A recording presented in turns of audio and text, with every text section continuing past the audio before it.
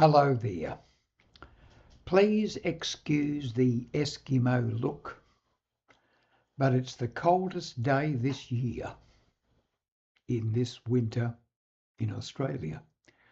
And let's be frank, once you get to my age, which is 90, you get a bit wimpy when it gets cold. Anyway, my son Marty, who was really the instigator of this particular channel, Camera Confidence, asked me if I would introduce myself to you, the audience, I guess to give some sort of credibility as to the sort of person I am and my background. So I thought I'd do that in a particular way.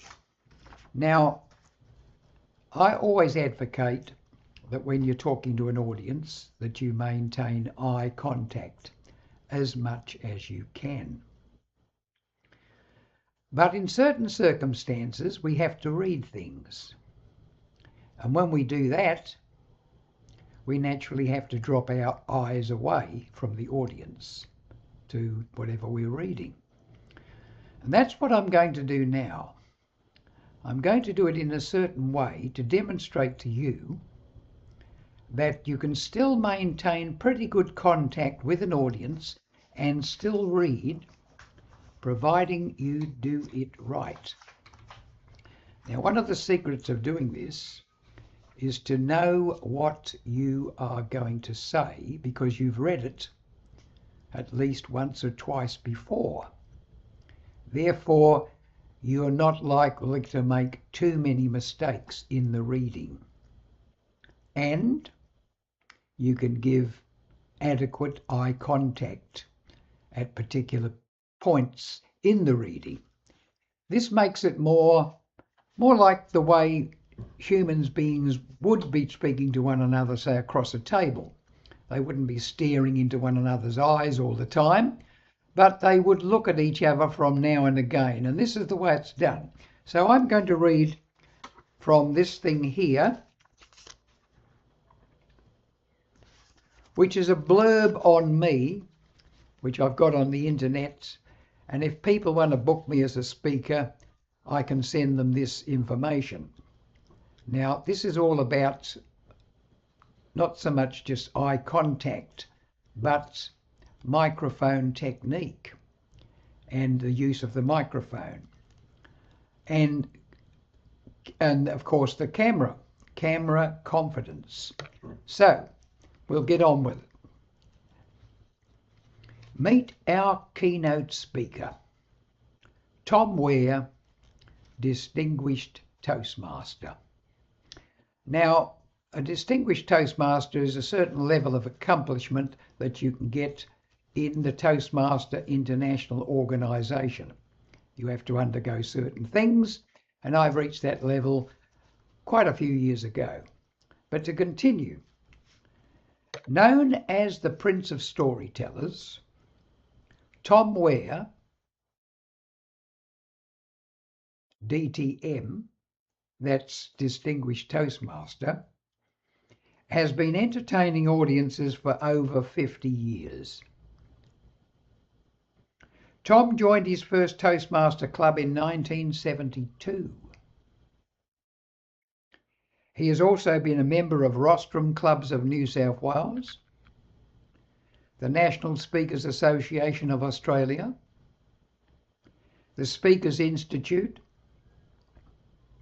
and the Australian Storytellers Guild, and is certified at professional standard with this last. Sounds good, doesn't it? He was a grand finalist with both Rostrum in 1980 and at the Festival of Sydney in 1982. So what's my background? Tom's background is colourful. Navy, civil aviation, electrical power, trucker, laboratory assistant, foundry labourer, police radio operator, clerical work, and even a year as an Antarctic expeditioner. So you can see, pretty varied background.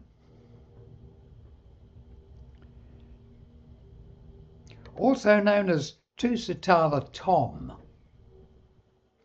Polynesian for storyteller, he is both a writer and a speaker. Author of a dozen various books of various genera, 3 on public speaking, can be found on Toastmaster websites. I hope this isn't boring you too much, but it's my background, my credibility. Tom has told stories to over 960 audiences outside of Toastmasters and over 50,000 people. Within Toastmasters, he's run workshops on storytelling in Queensland, New South Wales, South Australia, New Zealand, and even in Hong Kong. So that's about it. I hope that you got something out of that. Now, remember, when you're a speaker in front of a live audience, the best thing is to have no barrier in front of you at all, if you can get away with it. If you do have copious notes, then you need a lectern, but you still don't need to stand behind the lectern. As in camera confidence, no barrier. That's the best way to do it. If you do need to look at your notes, you just simply walk across and glance at the notes, catch the next phrase or whatever it is you need, and then stand clear of the lectern again and stand in front of the audience. In speaking camera confidence, it's the same thing. You don't suddenly,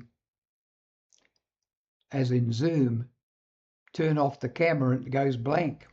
You cannot do that. When you are performing before an audience, the way I'm doing now, it's continual. You have to continue with it. If you make some mistakes, and they're not really bad ones, you just continue on, because let's face it, we're all human beings. We all make mistakes. We all get tongue-tied. We all do things which we wish we hadn't done at that time. So what can you do? If you're making a video to post and it's really bad, you can delete it. Start again. But if you do that on every single little foible, every little thing that you do wrong, you're going to be very frustrated. And let's face it, as it's been said before, people don't expect perfection. Only the producers seem to think that way. The people watching are not after perfection, they're after benefit. What they can get from what you're telling them. And if it lands with them, if they do feel it's beneficial, they will make a note of it. And if they're sensible, they will practice it straight away as soon as they can. As soon as you've learned something new, practice it. That's the best way to do it. And in that way, it will be retained and you can use it in the future. So with camera confidence, keep practicing, and before you know it, you will be competent, you will be excellent, and who knows, one day you might even become masterful at camera confidence.